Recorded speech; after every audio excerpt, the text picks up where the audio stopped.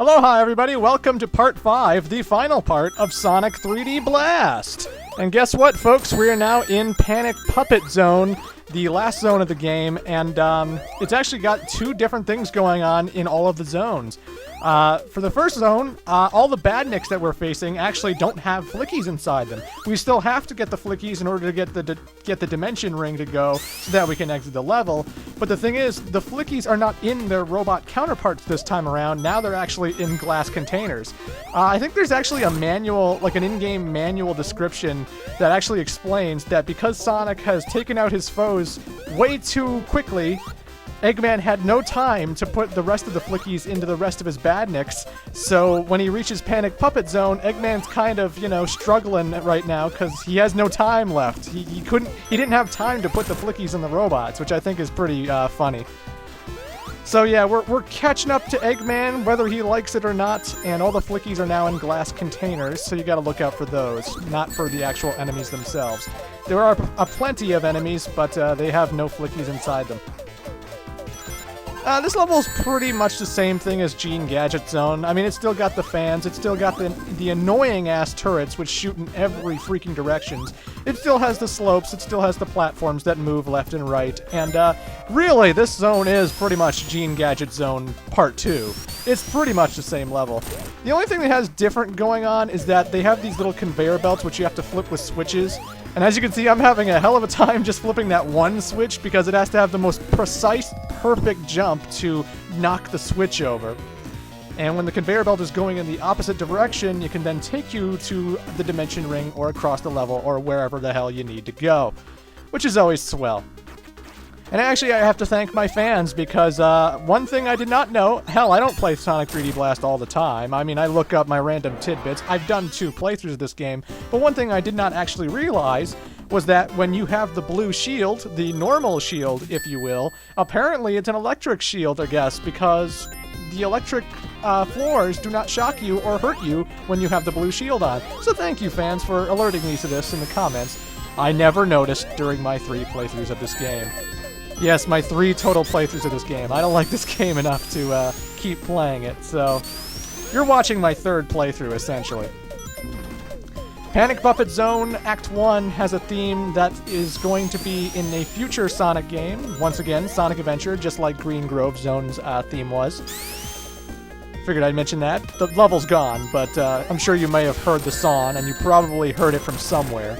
It was also in the intro of the game, actually, but Panic Puppet Act 2 has a badass theme song, and it has a new gimmick. There are no Flickies! We saved all the Flickies! Now this is literally just a go from point A to point B type of level! Oh my god, why couldn't the rest of the game be like this? So, I also love this level because there's a gigantic Eggman statue in the background, which is, I guess, is where Eggman is hiding. I guess that's why this level is called the Panic Puppet, because it's a giant Eggman puppet, and it's supposed to instill panic into the innocent people of Flicky Island. Eh? You like what I did there? I don't know. I hate these moving platforms, by the way. You can actually pass through this shit because the hit detection's not that great. It doesn't happen often, but I've seen it happen on many an occasion. Anyway, it's pretty much a point A to point B kind of level. No Flickies to save, all you're doing is heading forward and forward and forward. And when you make it inside of Eggman's nose, or at least his giant puppet's nose, you've essentially completed the level, and you're now heading to the final boss of the game. Up the nose we go! Yeah, ponder that. We just entered Eggman's nose. We went into his snot nose to face off with the big bad doctor himself. So this boss is kind of tough. It has 3 phases to it, so it's actually quite a long fight. I remember getting stumped on it the first time I played it because I didn't know exactly how you hit Eggman. He's hiding in his tube, and you can't actually attack him when he's in the tube.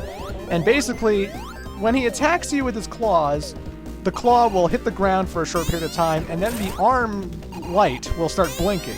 And when it's blinking, you can damage it. When it's not blinking, you can't damage it. So you have to purposefully get in the way of the claw, make sure it's ready to pound you, and then when it starts pounding you, you dodge out of the way and start jumping into the arms.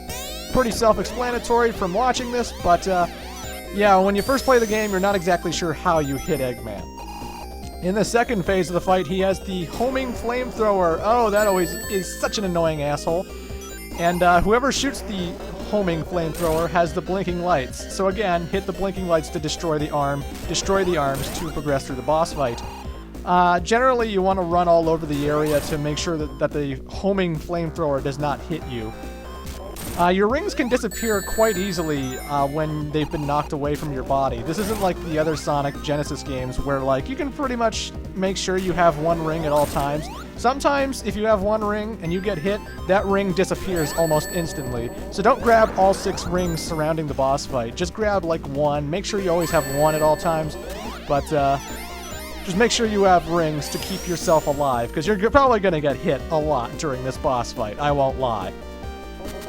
And the third part is the most annoying part. It's basically, he shoots a whole bunch of marbles or balls all over the room. They bounce all over the place too. And my only strategy is to stay in one of the corners and keep jumping whenever you see the blue balls start flying towards you. That's a sentence I did not expect to say today. Well, when the blue balls start flying towards you, just keep on jumping. And again, whatever shoots the blue balls is the arm that is susceptible to attack.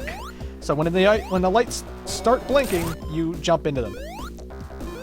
And did you know this is actually the final boss in the game if you don't have the Chaos Emeralds? Oh yeah, this is the final boss of the game if you don't have the Chaos Emeralds. And we beat him! We beat the final boss of the game! Well, we have the Chaos Emeralds, but technically if you didn't have the Chaos Emeralds, this is the final boss. So now I'm going to show the bad ending of the game.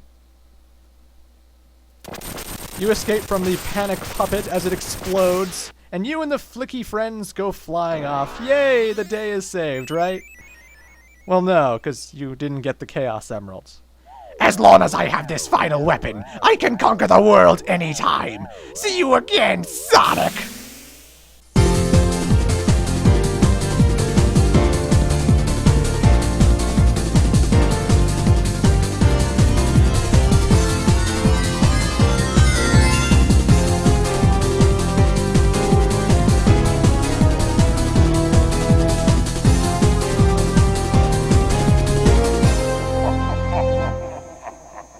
But of course we got the Chaos Emeralds, so here's the real ending.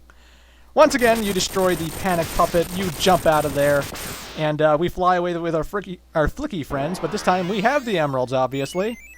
So Eggman is not going to be getting away. He's not going to be conquering any world anytime soon. We are now going to fight the final weapon of the game. So the final fight. It's a lawn fight.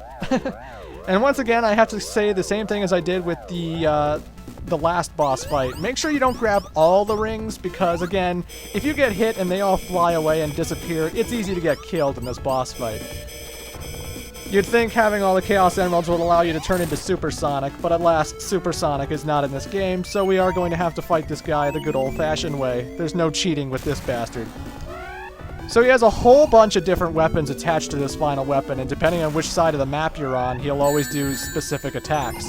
When he's down in this corner, he starts shooting the homing flamethrowers, although I guess it's not really a flamethrower this time around. I mean, it has blue and red flames. Well, maybe it is a flamethrower, but I don't know. What kind of fire has red and blue flames at the same time? Don't answer that. I'm sure there's a fire type like that somewhere. You're all gonna prove me wrong, you assholes! But, generally with every section of this boss fight, it's always Eggman's trying to attack you. Every now and then, he will dip his body in, and then when he dips his body in, you have to jump at him, take the shot, and then the map will progress.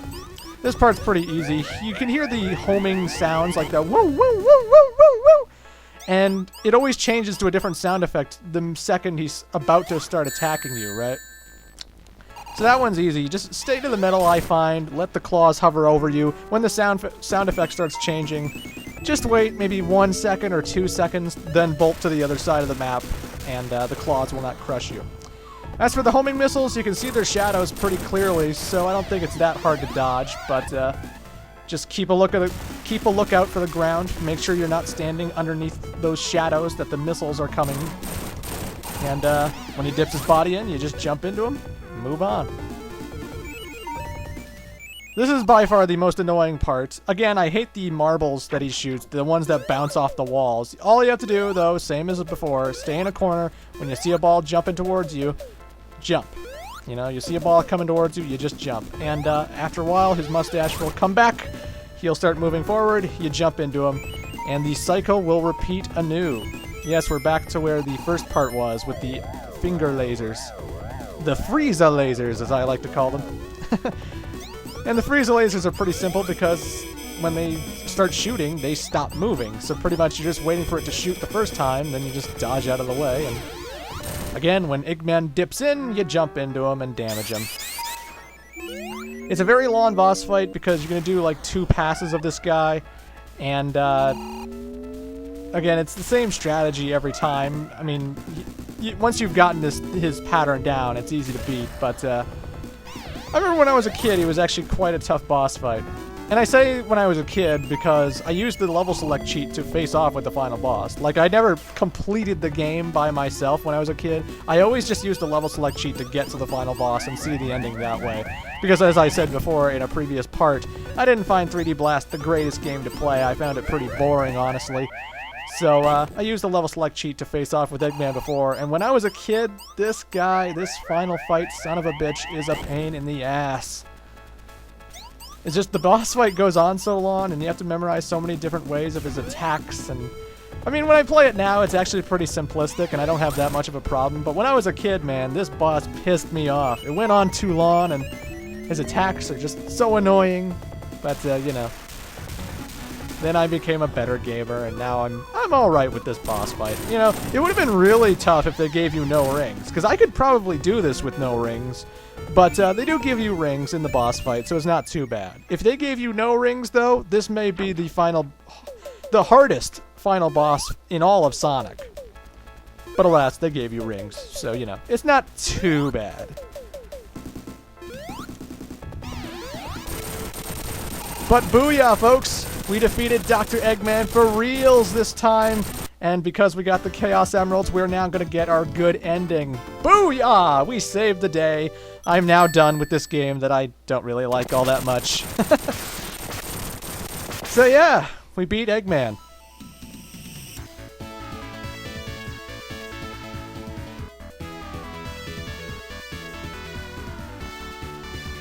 Thank you, Sonic. You saved us from Robotnik. We are grateful for your efforts. I just did what I wanted to do. Nobody messes with my friends. See ya! Not a very long conversation guy is Sonic.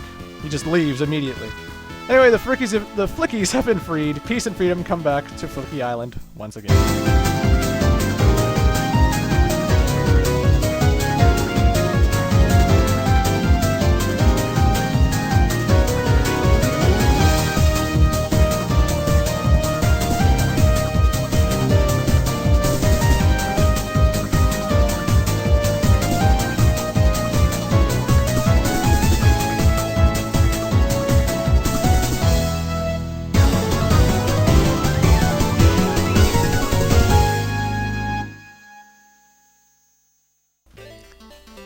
Obviously, those FMV sequences are in the Sega Saturn version of the game, as well as the PC version. You would not be seeing that in the Sega Genesis version of the game.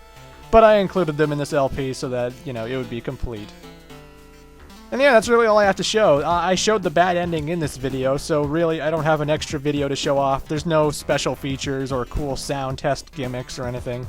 That's pretty much all of Sonic 3D Blast and all you're going to see. Made by Traveler's Tales, and Traveler's Tales are the guys who are making the LEGO video games currently today. And I love the LEGO video games. Well, I love the exploring and the finding hidden secrets and, you know, playing as all these different characters of your favorite movies in the LEGO games. I do wish they would make it so you can actually die in the game, but, you know, can't have everything. But yeah, that's Sonic 3D Blast. The last Genesis game. It's also going to be the last 16-bit classic Sonic game. Unless you count Sonic Advance and all the GBA games as 16-bit. I guess they are? I don't know. The point is, we are moving on to another Sonic classic game before the end. We're going to be tackling Sonic Blast on the Sega Game Gear next. It's pretty special, and I hope you enjoyed the playthrough, but I am the Great Clement. Hope you enjoyed this one, folks. I'm not a big fan of this game, but if you do enjoy this game, well, good for you. Anywho, toodles. Why couldn't the Great Clement defeat me on the Sega Saturn version of this game? The Sega Saturn version of this game is far superior. Son of a bitch! But it's not superior. The Sega Saturn version sucks compared to the Genesis version, and if you like the Saturn version more, you're wrong. You're wrong. And when I say you're wrong, that means I'm calling you a fucking stupid idiot who's probably inbred and sleeps with their sister. Oh shit! I just invalidated everything you believed in. I'm such a douchebag. I'm such a prick. No, seriously, unsubscribe. Unsubscribe if you really don't like that.